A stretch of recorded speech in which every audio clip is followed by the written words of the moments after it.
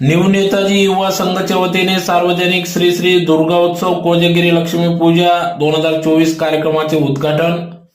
याबाबत वृत्त असे की धुळे शहरातील नक्षत्र रिसॉर्ट पारोडा रोड धुळे या ठिकाणी दरवर्षी सालबादाप्रमाणे सार्वजनिक दुर्गा उत्सव हा मोठ्या उत्साहात भक्तिमय वातावरणात पार पडत असतो।